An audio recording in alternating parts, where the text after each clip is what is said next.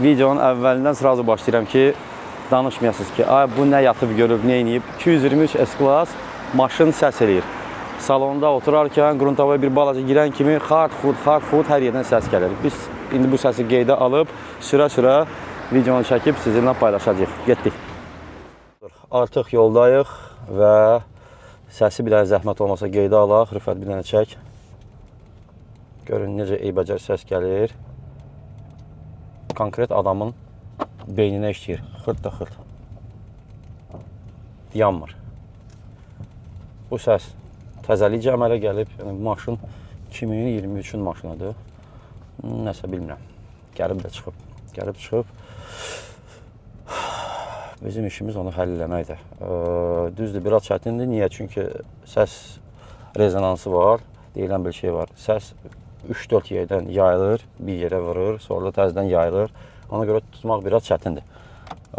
Biz çalışacağıq indi bu səbəbi tapaq inşallah və bunun öhdəsindən gələk. Və iş prosesi qismən şəkildə sizinlə paylaşacağıq. Bayaqları demişdim ki, maşın 23-cü ilində yalan demişəm. 24'dir.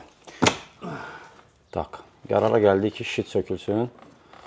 Tak. Deməli, bizim bu Tesla monitorumuz artıq sökülübdür. Bu arada çökün altı sökülüb. Hal-hazırda speedometre açılır. Rüfət necədir? Bomba kimi, ha? Əziyyətlə də olsa alınır. Dərd orasındadır ki, maşının cəmi-cümi 1000 kilometr probeqi var. Ona görə çox ehtiyatla sökülür. Və inşallah bizim işimiz alınacaq. Deməli, bunun problemi əsas düz bu şitin dibində, bu podpreslə birləşən yerlə diagnostika eləyəndən sonra, tam şəkildə söyləyəndən sonra bildik ki, səs sırf buradan gəlir. Və bunu aradan qaldırmaq üçün təbii ki, şit tam şəkildə çıxmalıdır buradan. Sökək, baxaq görək bunun nəyi var, nəyi yoxdur. Çünki avtomobilin özü təp-təzədir, 1000 kilometr heç nədir. Yəni, avtomobil apqatqanı keçməyib belə. Və marka, model olaraq da təzədir. Bundan sökmüşdük, amma şit yoxdur. Bu pərdə problemi ilə gəlib, 2 dənə 223. Bunda isə tam başqa bir problemdir. Heç vaxtı 223-də şit sökülməyib. Yəni, bizdə yeni bir praktikadır. İnşallah ötəsindən gələcək. Kulminasiya, son epizod. Şitin sökülməyində nə qalıb? Bir də bunu buradan çıxartmaq. Вот так. Bu da şit burada. Yes. Təzə S-Class'ın şitini söktük. İndi isə bunun əsas dərlidir. Bunun dərdini tapaq görək orada nə səs eləyirdi o küncdə. İnşallah bunun öhdəsindən gələcək. Çünki bu səslə maşın sürmək konkret 1000 kilometr getmiş maşındır. Təzə, salafan maşındır. Biz işimizi başlayaq və görək necə eləyəcəyik. Getdik. Beləliklə dostlar, axşam saat 10'a işləyib, bizim işimiz bitibdir.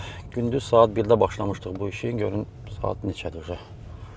8 saatdan artıq bizim işimiz çəkibdir. Və nəticədə əlbəttə ki, gözəl nəticə əldə elədik. Həmişəki kimi çətin işin üstündə gərək xeylaq oynayasan. Necə deyirlər, ruslar demişkən, rezultat stoyt того. Artıq qruntavoydayıq və heç bir çık-pık yoxdur. Yəni, bir dənə yaxından saxlayayım. Bıraq, saxla. Yəni, videonun əvvəlində xırt-mırt var idi. Artıq da heç də yoxdur.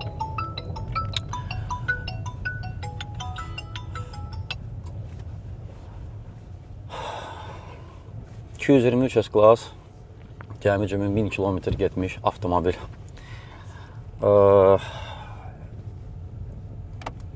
Bu qədər probeqlə, bu problemlə olaraq maşın pis deyil, maşın əla maşındır. Kimsə deməsin ki, çox xahiş edirəm, kimsə xətrinə də dəymək istəmirəm. 40 ilin, 30 ilin maşını sürən adamlar deməsin ki, ömür boyu sürən belə bir problem olmayıb.